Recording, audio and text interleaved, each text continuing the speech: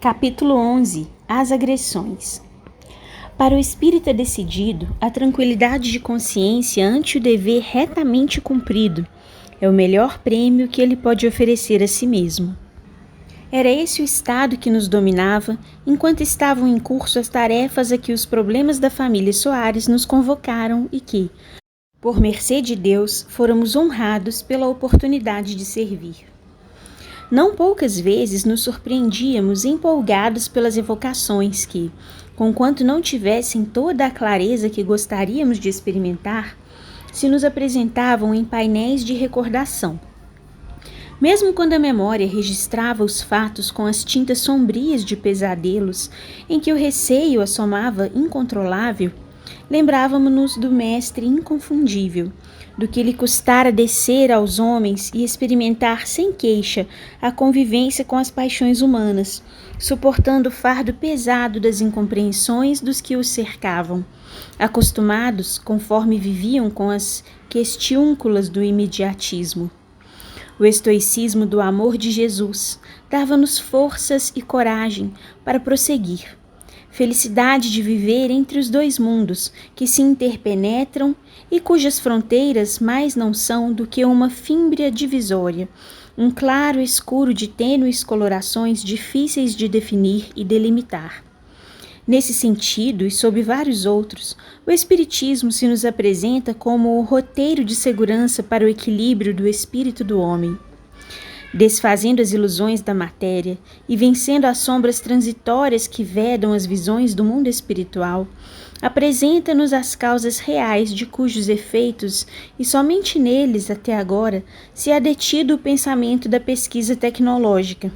Suas asseverações rigorosamente filosóficas conseguiram avançar além da própria filosofia no seu conjunto classicista, porque, em saindo da interrogação pura e simples, da indagação meramente vazia e das conjunturas das hipóteses, traz das realidades metafísicas as soluções morais e vitais para o enigma homem, que se deixa de quedar perturbado pelas incógnitas diversas para palmilhar a senda dos fatos, de cujo contexto extrai a realidade ontológica legítima que o capacita a avançar intimorato.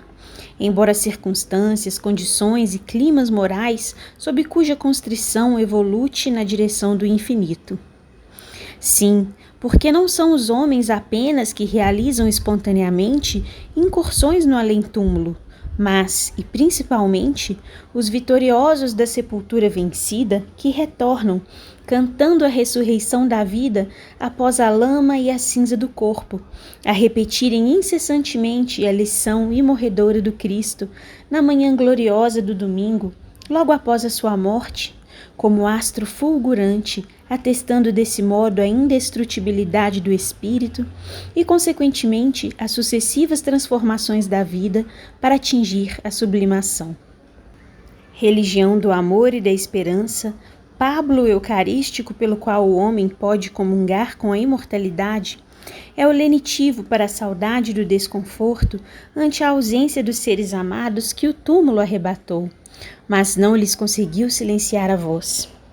Esperançados padecentes que sofrem as ácidas angústias de hoje, compreendendo serem elas o resultado da própria insânia do passado, porém com os olhos fitos na esplendorosa visão do amanhã, que lhes está nas mãos apressar e construir.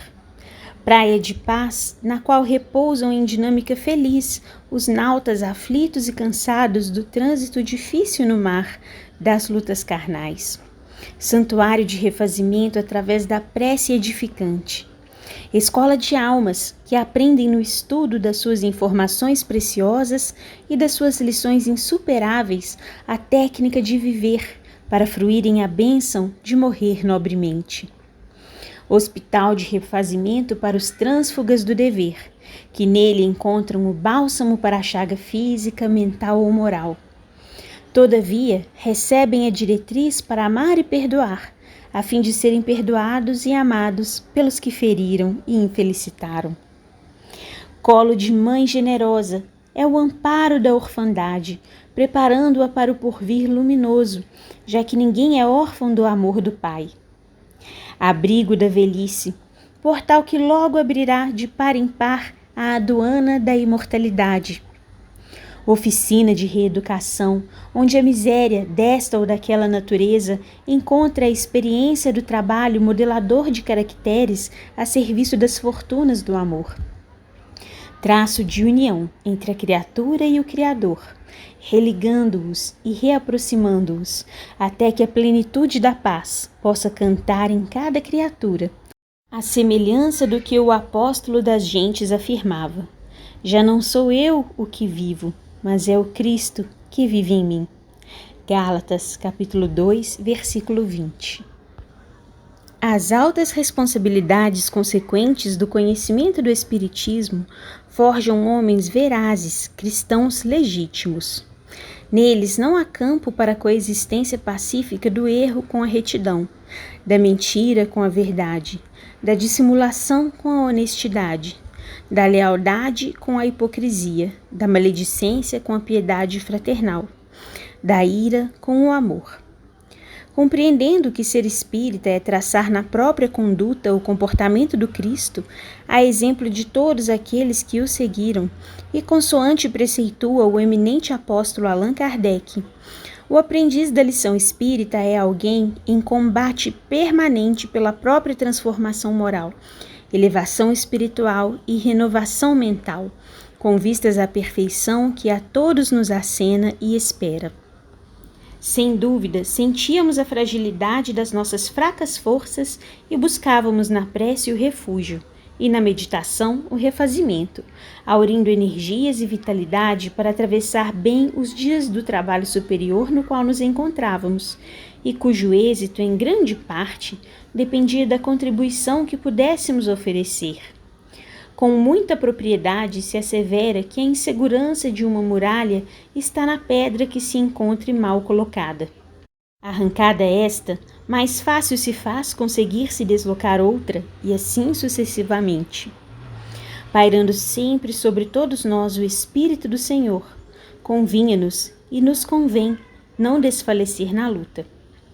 Com tais pensamentos irrigando-nos a mente, no encontro imediato à excelente entrevista mantida com o irmão Teofrastos pela psicofonia cristalina do médium Moraes, o benfeitor Saturnino elucidou-nos de que as operações espirituais em andamento, com o consequente deslocamento do diretor do anfiteatro, em breve se refletiriam entre os demais componentes dos diversos grupos de espíritos infelizes ligados ao mal, de maneira negativa, e que logo se refizessem do choque, arremeteriam violentos, tentando uma revanche injustificável, perniciosa e de resultados para eles sempre mais danosos.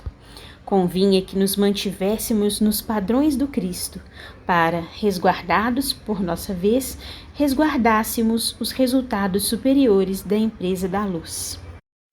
Devidamente esclarecidos e também fortificados, continuamos nas tarefas habituais da propaganda espírita, quando, uma semana depois, começamos a experimentar, quase todos nós, os encarnados participantes do labor abençoado, singular melancolia e alguns traços de irritabilidade no comportamento. Não ignorávamos que algumas das técnicas de que se utilizam os perseguidores de encarnados atormentados que buscam o concurso do espiritismo são, em diversos casos, o aumento da agressão às suas vítimas, a fim de lhes darem ideias falsas de que a frequência às sessões lhes acarretou maior dose de sofrimento, inspirando-as a debandarem. Após o que, então, cessam de inóspito a constrição obsessiva, fazendo crer que a melhora decorreu do abandono àqueles compromissos repentinos, para voltarem mais ferozes, mais cruéis, mais implacáveis, quando tais pacientes, invigilantes quase sempre, lhes favorecem o campo fisiológico e psíquico com recursos adequados à continuação dolorosa da perseguição temporariamente insana. De outras vezes, agem de maneira bem característica. Logo que seus clientes começam a honesta participação no estudo e na tarefa espiritista da própria libertação, seja porque a modificação no campo mental lhes impede o intercâmbio com a mesma facilidade, seja por tática de estratégia belicosa, afastam-se os perseguidores, permanecendo, porém, em contínua vigília. Os incautos logo experimentam a falsa libertação, reconhecem a desnecessidade do conhecimento clarificador e se dizem comprometidos com programas sociais e de outra ordem, transferindo para o futuro os deveres espirituais, e partem lépidos a gozar. Afirmam-se reconhecidos ou consideram a coincidência da cura, exatamente quando passaram a examinar o problema sob a luz do Espiritismo, mas lamentam as circunstâncias que os obrigam a um temporário afastamento.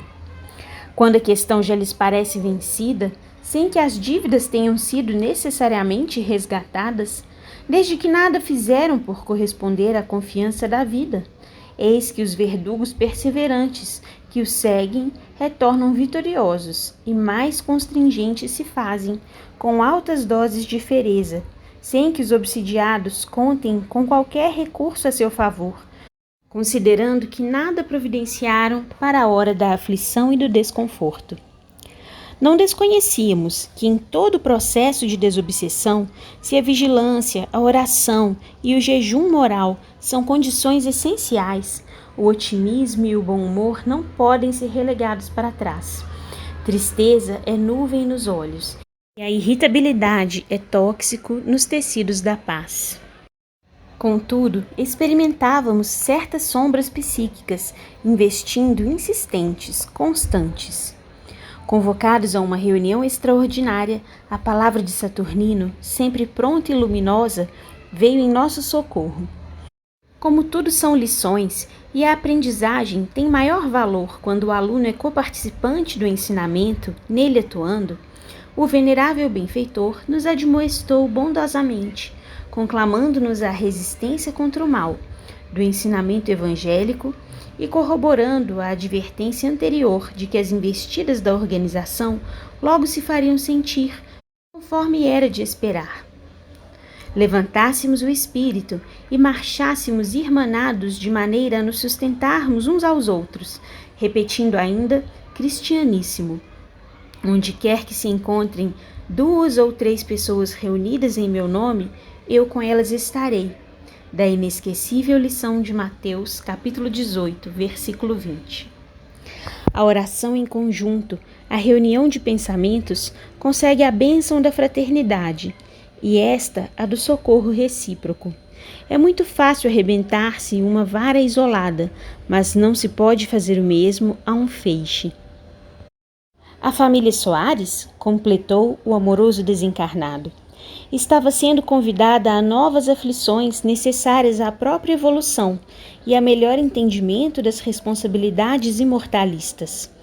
Sendo a dor a melhor forma de o homem entender as realidades da vida, por enquanto era bem certo que o sofrimento faria o seu mistério.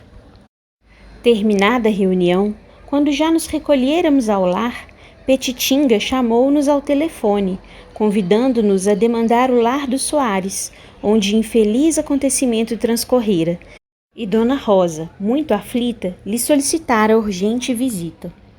Quando chegamos à residência do Sr. Mateus Soares, encontramos os familiares tomados de superlativa amargura. Dona Rosa e a filha Amália haviam retornado do hospital do pronto-socorro, onde se encontrava internado o chefe do lar, que fora submetido a delicada cirurgia de emergência. Dona Rosa, compreensivelmente aflita, esclareceu que recebera informação de pessoa amiga de que o Sr. Mateus fora levado à pressa para aquele hospital nas primeiras horas da noite, como vítima de uma cena de sangue. Não possuía detalhes que esclarecessem a situação. O agressor, que fazia parte do grupo de amigos do descuidado genitor de Mariana, era frequentador habitual do local em que o esposo se demora noites adentro na desenfreada jogatina. O delegado de polícia dali saíra havia poucos minutos e se fizera sucinto nos esclarecimentos.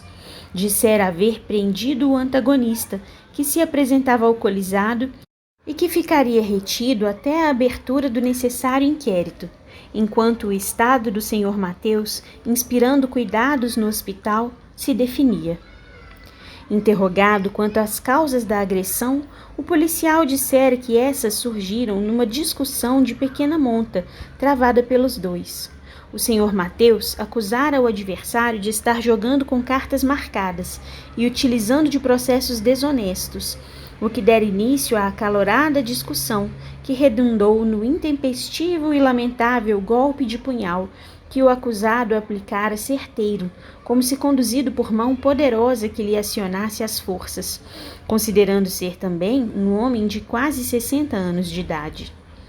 Isso dera razões ao delegado para fechar a casa que funcionava com jogos de azar proibidos pela polícia. A sua visita ao lar dos Soares tinha o objetivo de colher dados que o pudessem ajudar com alguns antecedentes que aclarassem diversos ângulos da questão, tais como se era do conhecimento familiar alguma rixa antiga, de altercações anteriores.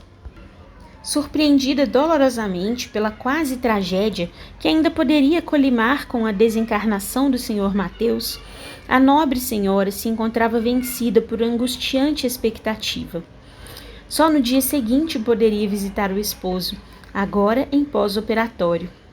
Fora acalmada no pronto-socorro por gentil estudante de medicina, interno, que acompanhara a cirurgia e lhe explicara das boas perspectivas do operado, que, embora de organização fisiológica já cansada, estava até o momento reagindo muito bem.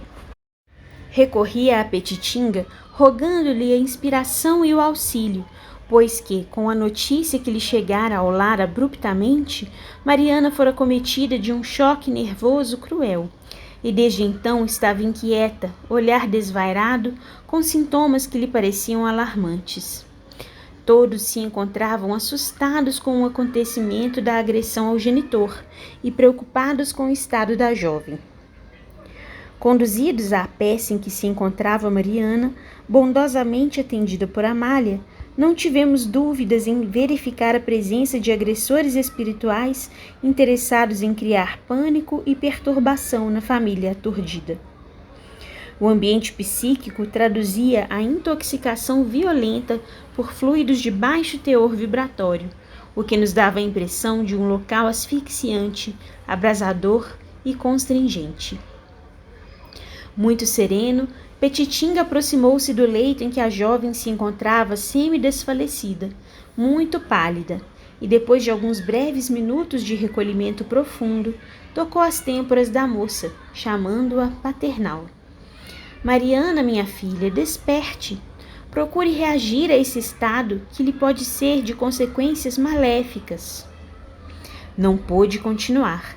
A jovem, como se fora acionada por invisível catapulta, ergueu-se de um salto e, transfigurada pela irrupção do fenômeno mediúnico, ficou de pé, em atitude desafiadora, desgrenhada, e avançou ameaçadora na direção do venerando servidor do Cristo, com os punhos cerrados.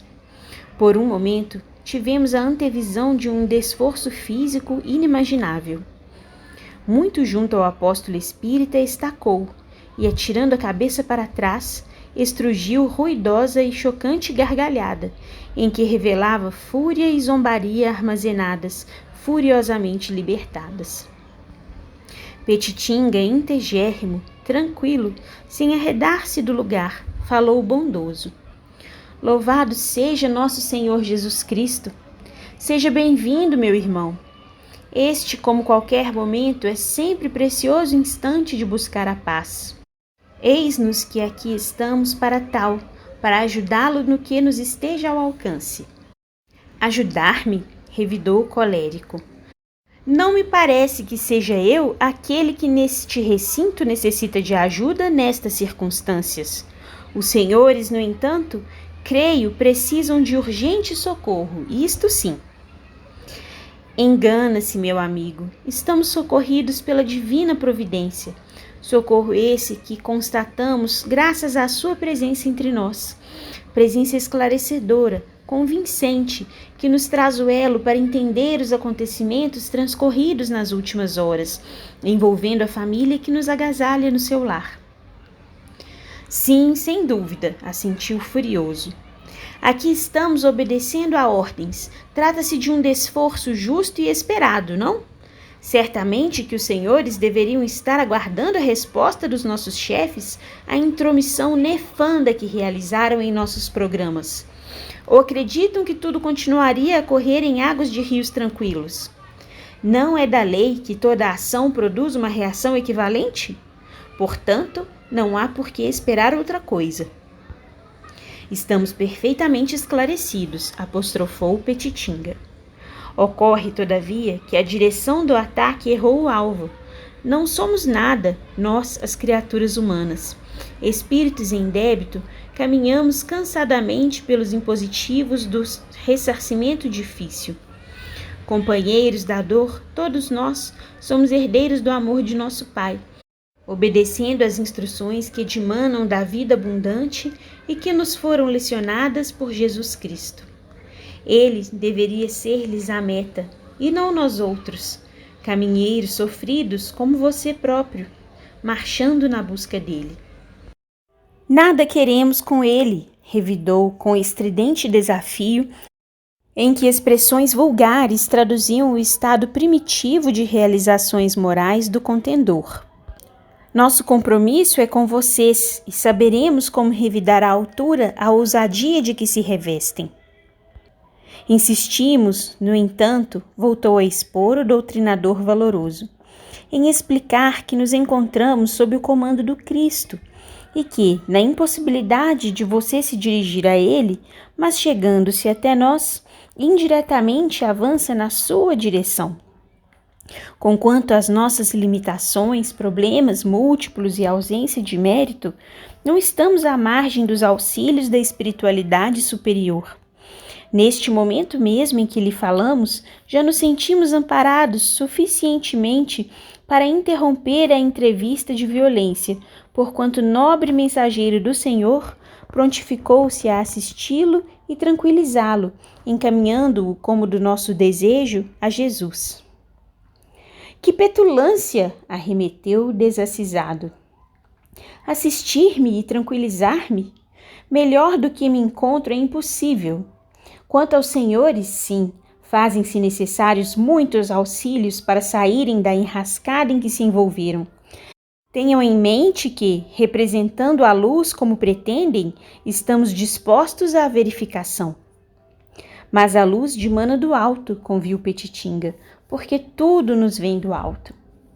É o que veremos já, explodiu arrogante. Na impossibilidade de no momento atingirmos esse alto, ficaremos cá embaixo e iremos derrubar os postes que sustentam as falsas lâmpadas, arrebentando-as, destruindo os vasos luminosos e fazendo que a escuridão retorne aos sítios em que ela imperava gloriosa. Falava com sarcasmo cruel e, sem dissimular a ira, chasquinava cinicamente. Imperturbável, Petitinga redarguiu. Lamento a sua situação, preferência da treva à luz, do erro à verdade, do engano à lucidez. Cada um, porém, tem o direito de viver e respirar o clima, contemplando a paisagem que melhor lhe apraz. Contudo, advertimo-lo quanto à presença do generoso benfeitor paternal, que lhe poderá ajudar com segurança. Confia nele e deixe-se conduzir tranquilamente. Jesus fará o resto. Não esqueçam, senhores, ameaçou. Isto são apenas os começos. A nossa vingança não terá limite. Estejam preparados para o revide pelas portas largas da agressão. Gargalhando infeliz, desligou-se da médium que, inexperiente nos processos sutis da psicofonia atormentada como aquela, por pouco não caiu, não fosse a vigilância de José Petitinga, sempre atento e calmo. Conduzida ao leito e assistida por passes calmantes, Mariana recobrou a razão e, sem compreender exatamente o que acontecera, com as ideias turbilhonadas, prorrompeu em choro lenificador. Dona Rosa, crucificada por amarguras contínuas, envolveu a filha num abraço de ternura e acalmou-a, com a emoção de que são possuidoras as mulheres cujas vidas as transformaram em sacrários através da maternidade enobrecida. A jovem a serenou e dormiu nos braços envolventes da mãe devotada. Perguntei a Petitinga se não seria necessária a aplicação de passes. Fitando a moça adormecida no seio materno, o bondoso e preclaro amigo informou: Miranda, a maior transfusão de forças que se conhece é aquela que se faz através do amor. E a mais exuberante fonte de amor que vige na terra se encontra no coração fervoroso de uma mãe afetuosa e cumpridora dos seus deveres.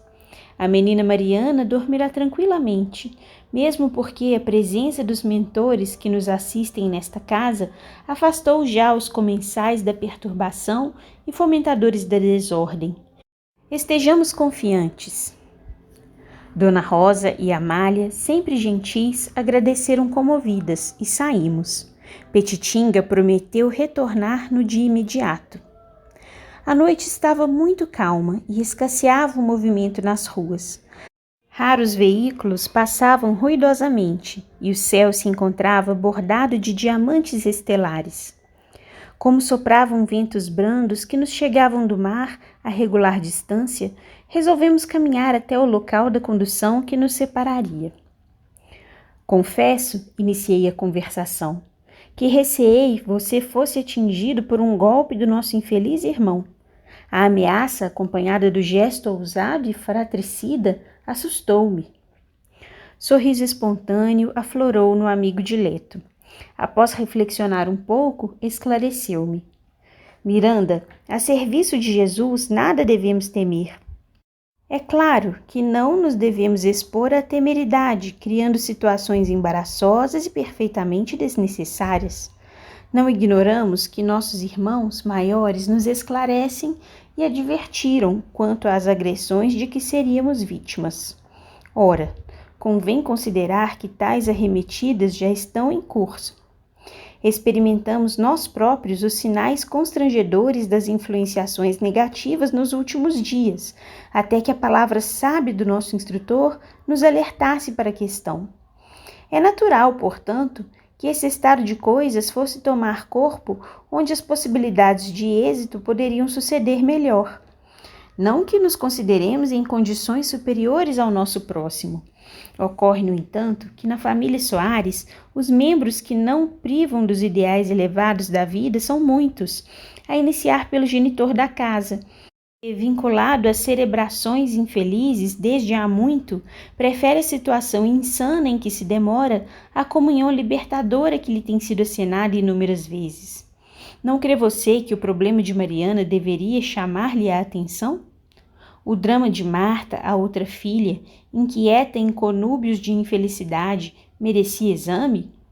No entanto, o nosso Mateus, conturbado em si mesmo, é espírito portador de enfermidade íntima de longo curso, que caminhará demoradamente até encontrar o horizonte claro da renovação. Silenciou por alguns momentos e prosseguiu.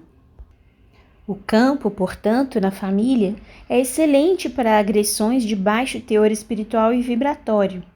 Vivendo o clima da jogatina, o nosso irmão foi vítima de entidades infelizes que armaram a mão do seu opositor para lhe roubarem a vida.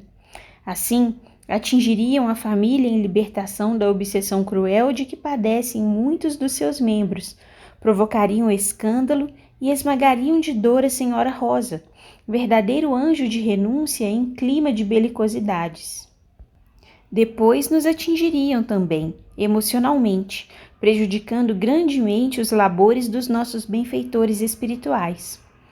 Ante o choque provocado pela cena, a menina Mariana entrou em sintonia com o sicário que a espreitava, esperando, e incorporou-a, inconsequente.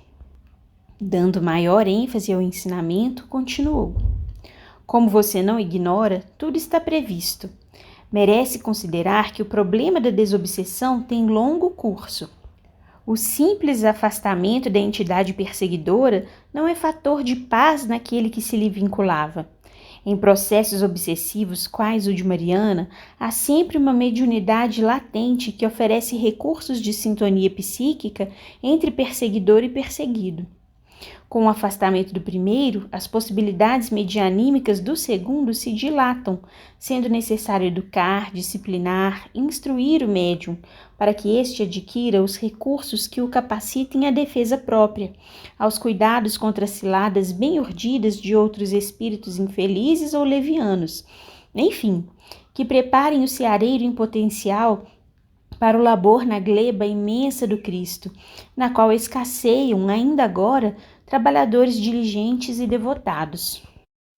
Quanto à agressão de que parecia que eu seria a vítima, não vi razões para preocupar-me.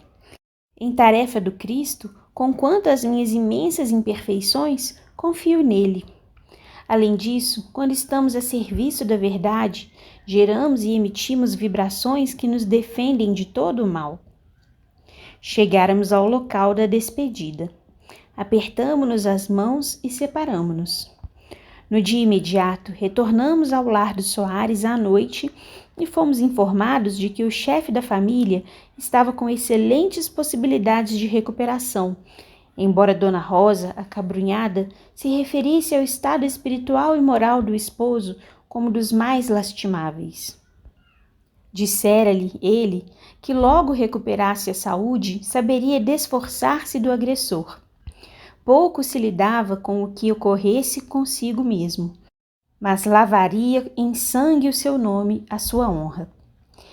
Retornara, pois, do nosocômio, inquieta, aflita, confiando na providência divina que saberia encontrar solução justa para caso tão complexo. A veneranda senhora definhava, e seu rosto, sulcado pela dor, inspirava-nos profunda piedade fraternal. Carinhosamente estimulada por Petitinga, de suas mãos recebeu a transfusão de abundante energia refazente pelo recurso do passe. Não padeciam dúvidas de que, vendo fracassados os seus planos de desdita, eliminando a vida física do Sr. Mateus, os fascínoras espirituais estavam a atormentá-lo, gerando as raízes perigosas do ódio, em cujas migalhas, imprevidente e leviano, se emaranhava. Perturbado, seria presa mais fácil ainda para uma tragédia imprevisível após a recuperação da saúde. No domingo imediato, quando da reunião pública de exposição doutrinária da União Espírita Baiana, verificamos mais uma vez as artimanhas de que se fazem objeto os espíritos trevosos. Petitinga assomara à tribuna doutrinária e pregava. A sua palavra harmoniosa vibrava em tons de consolo, reportando-se ao estudo de O Evangelho segundo o Espiritismo, no capítulo 10, Instruções dos Espíritos, Perdão das Ofensas. A excelente mensagem de Simeão, ditada em Bordeaux em 1862. O recinto estava saturado de emoções superiores e algumas pessoas tinham os olhos coroados de lágrimas. No intervalo natural da explicação, conhecido senhor de respeitável família local, obsesso costumaz, adentrou-se pela sala pública da sessão e, com um semblante fortemente congesto, avançou na direção da tribuna, ruidosamente, e bradou, referindo-se a Petitinga: Hipócrita! Quem é para pregar?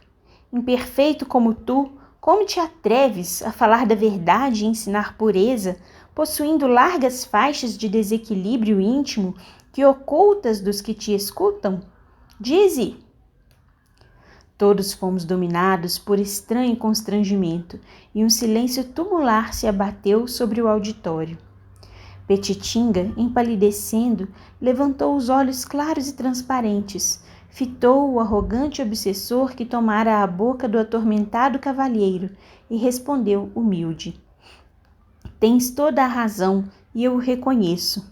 O tema em pauta hoje, que o caro irmão não ouviu, se refere exatamente ao perdão das ofensas. Não te evadas covardemente, descarregou o infeliz opositor.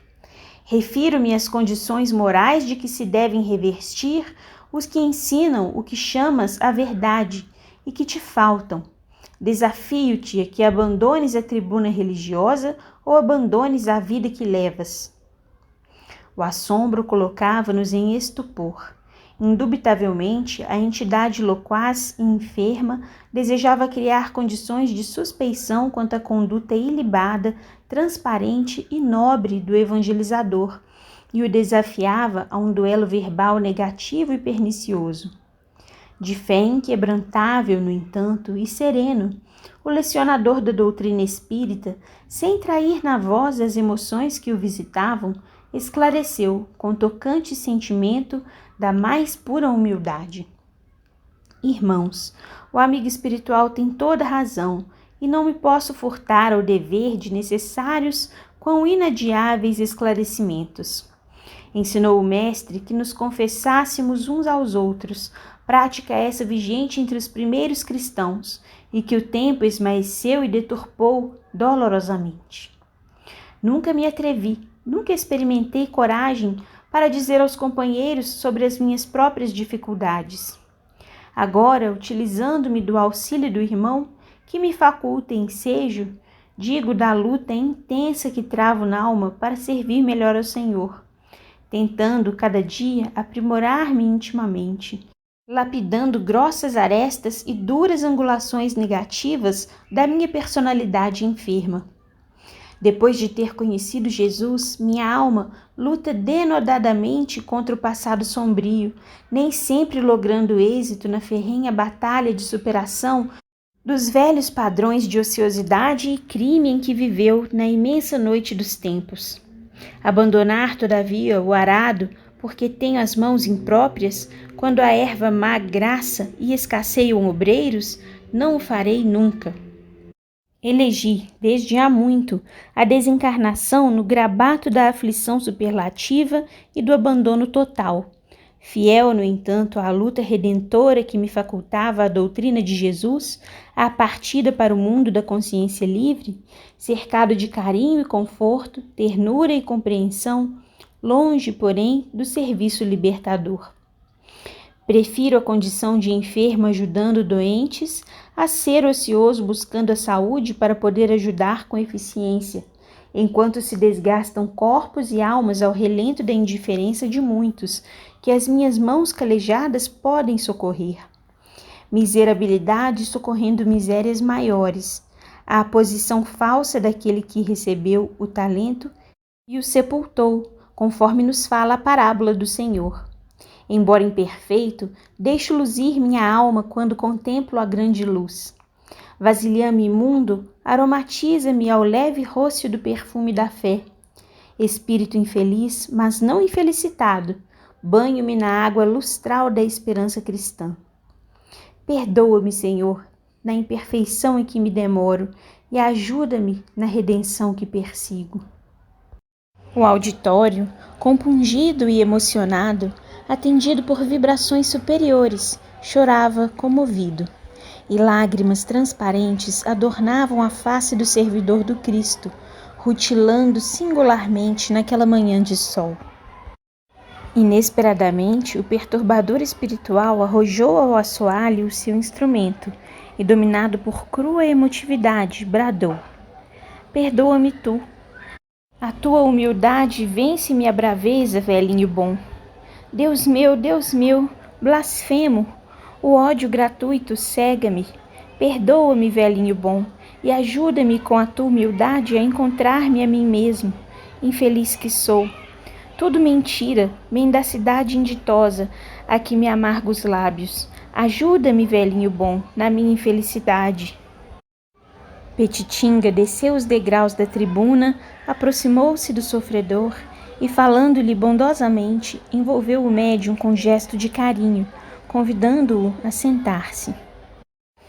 Perdoe-nos o Senhor de nossas vidas, falou em discreto pranto, e, levantando a voz, rogou: Oremos todos a Jesus pelo nosso irmão sofredor, por todos nós, os sofredores. Raras vezes na vida física presenciara cena mais comovedora. Era como se o mundo excelso baixasse à terra e todos os homens pudéssemos transitar no rumo daquele mundo onde reside a felicidade. Retornando à calma, o médium, ignorando o que se passara, teve um gesto de espanto por encontrar-se ali.